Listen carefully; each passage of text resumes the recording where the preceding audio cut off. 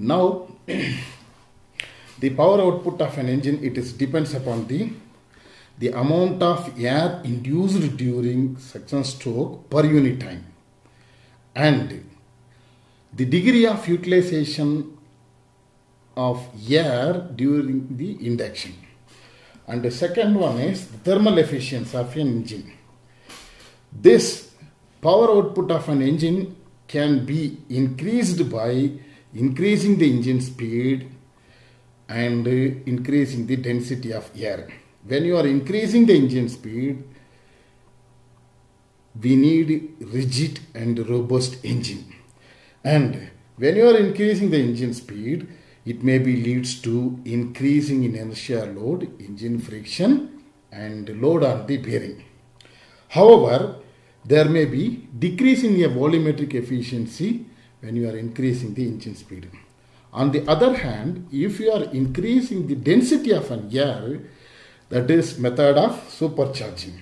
So the method of supercharging, we are increasing the density of air. For that purpose, we are using a supercharger. It is a pressure boosting device supplying air at higher pressure than that of the naturally aspirated engine. Clear? And now, in any internal combustion engine, supercharging fundamental. In any internal combustion engine, the power output is generated is depending upon the power output or work output is depending upon, one is the transformation of the chemical energy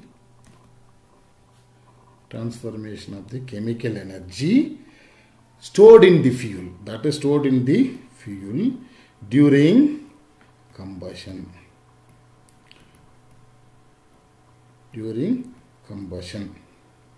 Clear? And the conversion of this.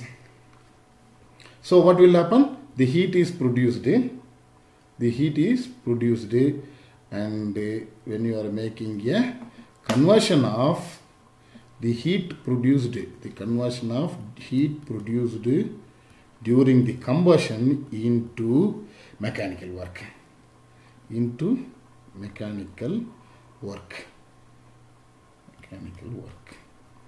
So the oxygen necessity, that is the oxygen necessary for combustion, is extracted from the air. Clear? So this power output of any internal combustion engine where air is the working medium depending upon the air quantity present in the cylinder. So the power output of an engine in any internal combustion engine is depending upon the amount of air present in the cylinder. Now we can see the interrelationship between the cylinder charge and the cylinder work. Now we know that the cylinder volume, volume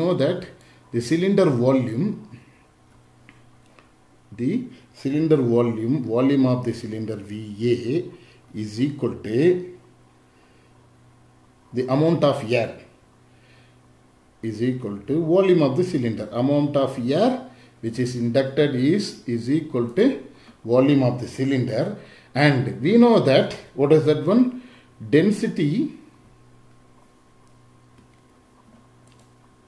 We know that density is equal to mass per volume, so that volume is equal to mass per density.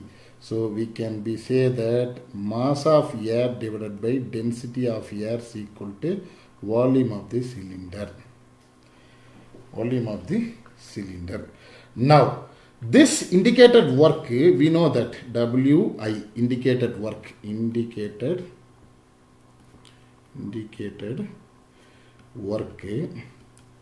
that is WI, that is equal to force into displacement. So this force is equal to pressure multiplied by area multiplied by volume of the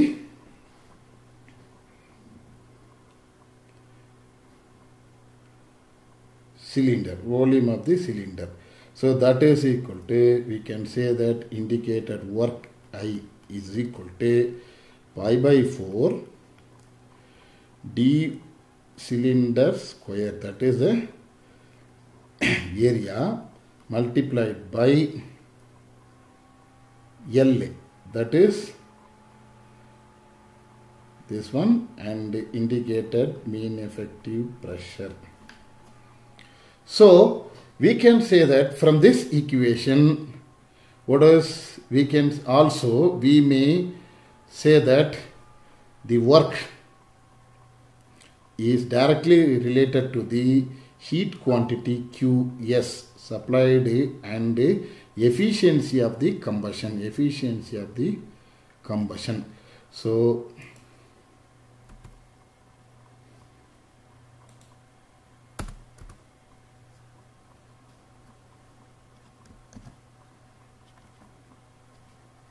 efficiency of the combustion.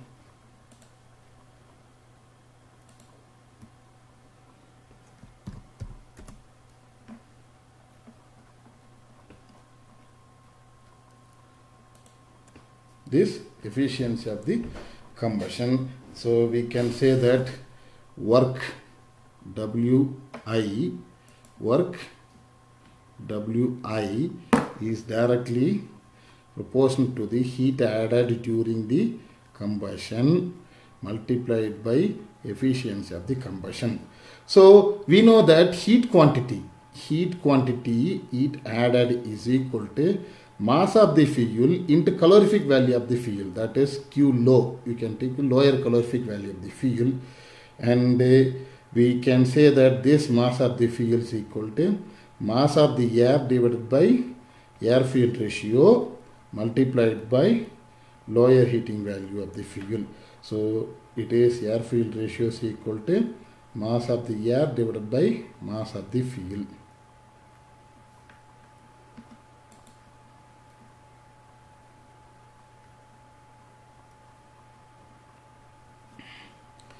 So Q added is equal to mass of the air, already we derived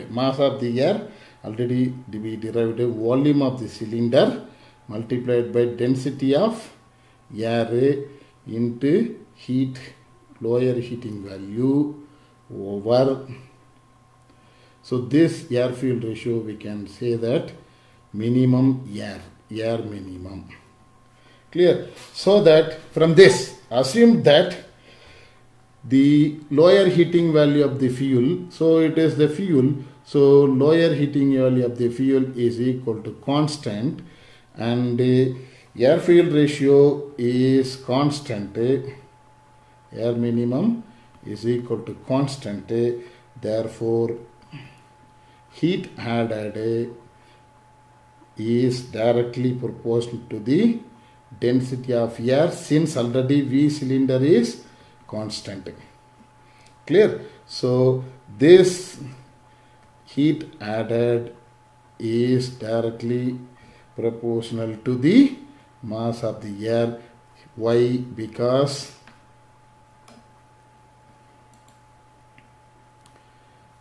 mass of the air directly relation to the density. So we can say that the heat added during the combustion is directly related to the density of the air, and so for work, we know that in the case of work, we know that from the previous derivation, we know that volume of the cylinder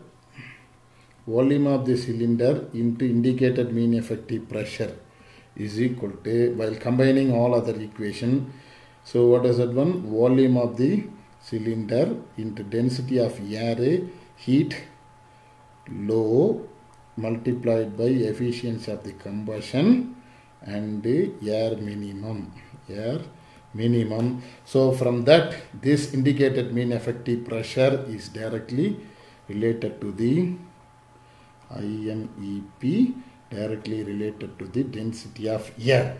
So that means the indicated pressure of the cylinder proportional to the charge density. The indicated proportion of the cylinder, indicated mean effective pressure, is directly proportional to the charge density, so that when you are increasing the density of the air, we can be increasing the heat added during the combustion, and the indicated mean effective pressure during the combustion. Now we'll discuss about the PV diagram of an Otto cycle, which is for a supercharged engine. So we know that the Otto cycle, the two process are isentropic and two process are a constant volume process. So isentropic compression, constant volume heat addition; isentropic expansion, constant volume heat rejection. Clear? So in this supercharging, instead of expanding up to 4, we are expanding up to 5. That is the expanding the gases up to a lower pressure, that is 5. So from this, we can see this. This is the P1 is the supercharging pressure. This C1 is the supercharging pressure, and P1 is the supercharging pressure, and the P5 is the exhaust pressure. Now the area 867018, the area 8670 is the work done by the supercharger, and the area 1234 is the work output of an engine, and the area 0167 is the gain in work due to the supercharging or the work recovered, and 1861 is the work cannot be recovered or the loss of work. It is caused the ideal thermal efficiency. It indicates that the ideal thermal efficiency of a supercharged engine decreases with increasing the supercharging pressure. When the pressure is increased, the loss of work is higher. The loss of work is higher. This area covered is indicated as a loss of work.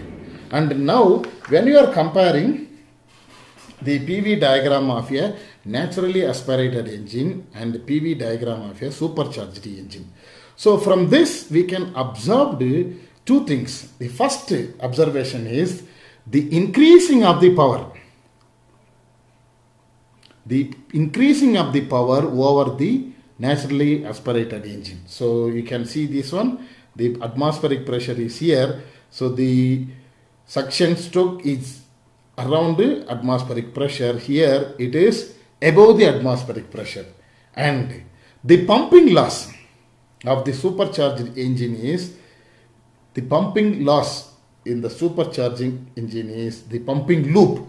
Actually here we take it as a pumping loss in a natural aspirated engine, whereas in the case of supercharged engine we termed it as a pumping loop. It is positive. It is a positive pumping loop instead of negative pumping loop when compared to the natural aspirated engine. So that we can say that, what is that one? The indicated mean effective pressure.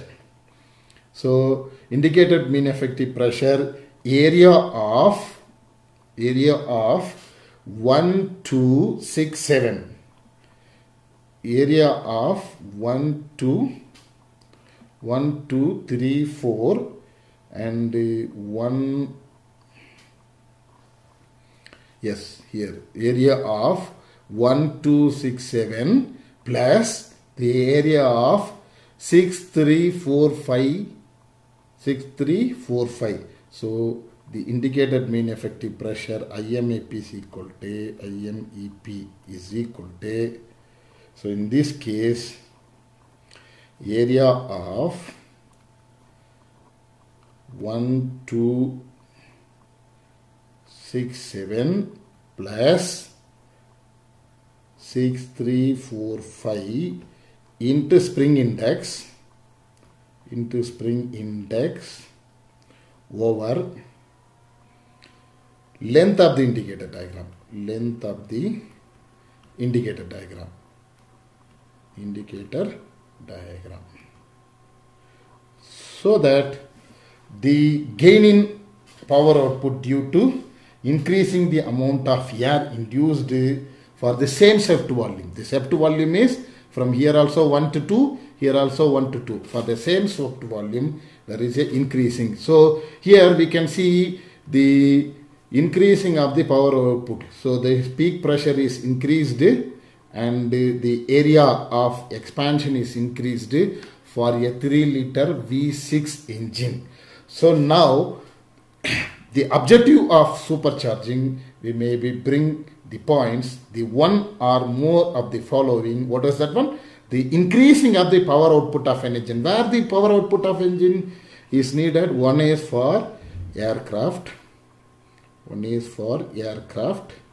and marine and automobiles, and where the weight and space are important, where the weight and space are important. And the second one, they compensate for the loss of power due to altitude. That is exactly used for an aircraft engine. This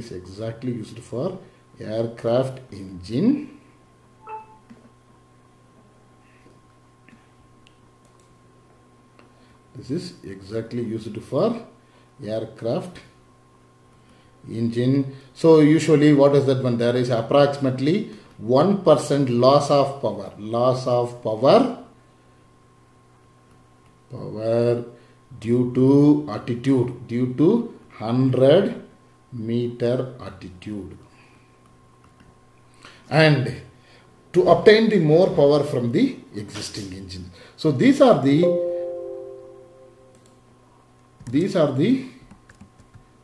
objectives of the. Now we will go for a supercharging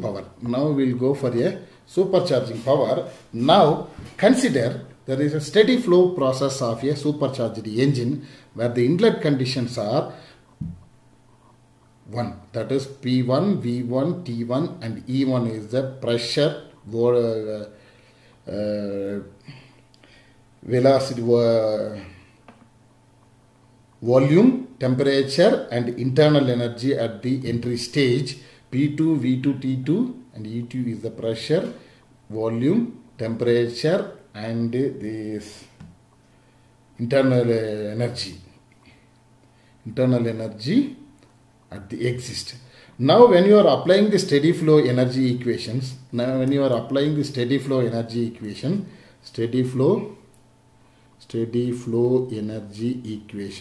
we can say that P1 V1 flow energy plus internal energy N1 plus W is equal to P2 V2 plus E2 plus heat. When the work is supplied, the heat is liberated. Assume that most of the engines, supercharger and things are working on reversibly adiabatic, so that Q is assumed it as 0.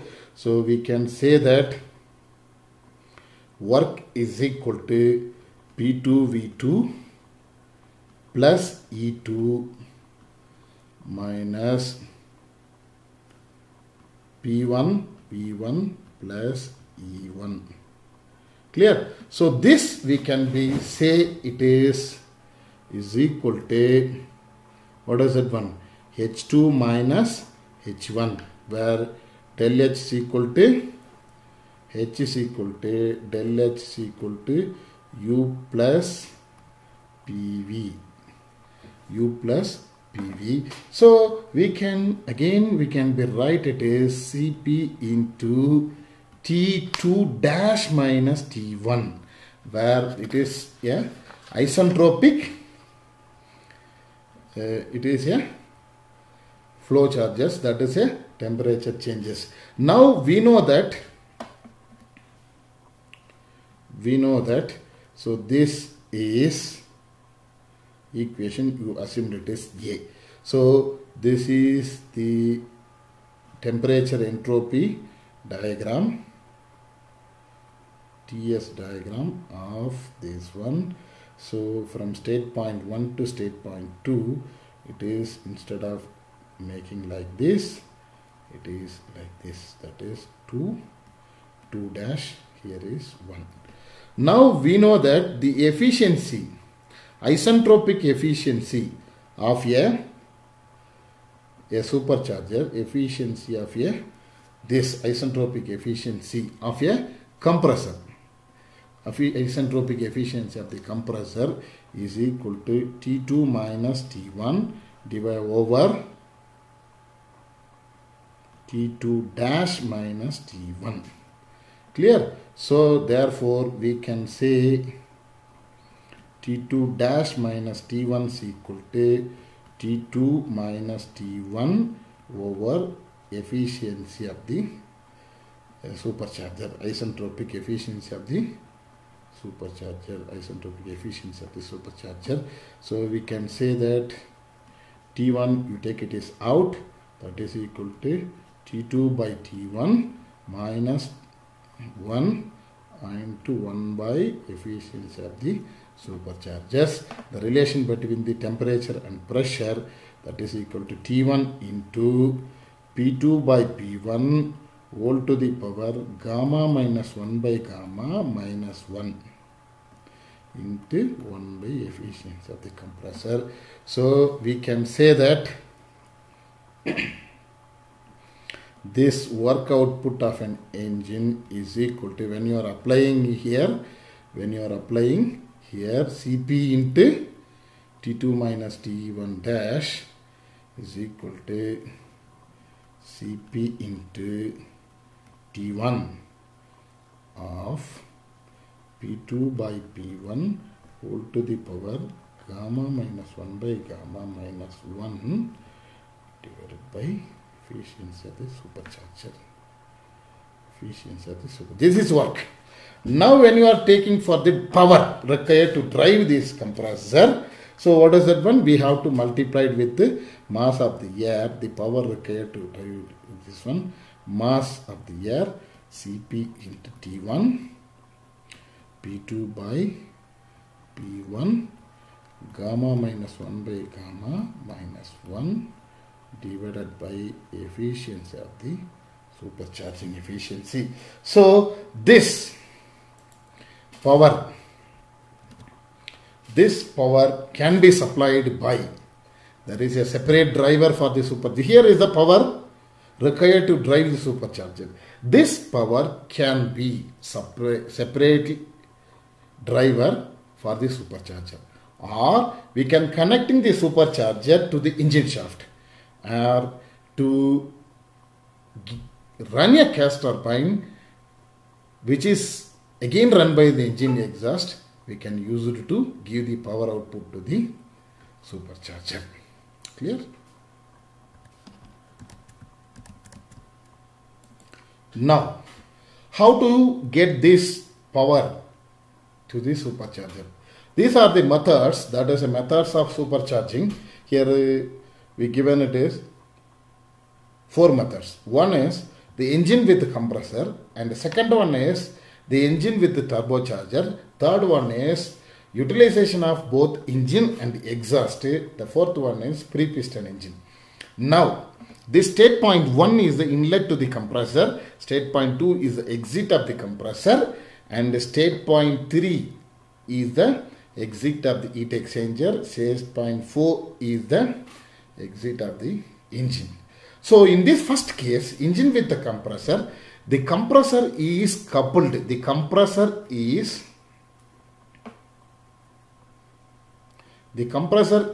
coupled with the engine by suitable gearing. So the part of the power output goes to the engine. So here is the net power output. The some part of the power output is used to run the compressor, and overall the net power output may decrease due to the supercharging is from a gross engine output. The second one is turbocharging. In this case, compressor inlet is 1, compressor exhaust is 2, output of the compressor is 2, and output of the intercooler or aftercooler it is 3, that is inlet to the engine is 3, and exhaust from the engine is 4, and the exhaust inlet to the turbine is 4, exhaust to the turbine is 5. Now the exhaust gas from the engine is utilized to drive the turbine, and this turbine is again coupled with a compressor. The compressor and turbine are independent of the engine. Clear? The compressor and the turbine are independent of the engine except this exhaust and inlet. Clear? So the engine output is not utilized for drive the compressor. Clear? And the third one is utilization of the both engine and exhaust. So here engine, turbine and compressor are coupled together by means of gearing. Clear? If the turbine, so first we have to discuss the state point. State point 1 is the inlet to the compressor, exhaust of the compressor, inlet to the engine, inlet to the turbine, exhaust of the turbine is 5. So here suitable gearing. If the turbine power is not sufficient, to drive the compressor, engine can run the compressor, that is particularly at part load operation. If the turbine power is more, then the required power is used to run the compressor, that is in the high power load it is used to required to drive the compressor. This can be fed to the engine. Clear? And the fourth one, what is called a free piston engine, the engine supplies, here is the inlet to the compressor is state point 1, outlet of the compressor state point 2, inlet to the engine is state point 3, and turbine inlet state point 4, turbine outlet state point 5, and the net power output is given it as power output. In this case, the entire engine power is used to run the compressor. The exhaust of the engine, the entire power output is used to run the compressor. The exhaust of the engine, which is used to drive the turbine, where the turbine gives the power output. Net power is or gross power you get from the turbine. So here this kind of engine, what is called the engine power output, not directly used to run the vehicle or run the vehicle, so we can call it as a free piston engines. So what is that one? Here this type of engine is suffered such a limitation, like the efficiency is directly related to the boost pressure. So this boost pressure is reduced at the part load operation, so that the efficiency, overall efficiency of the plant is reduced.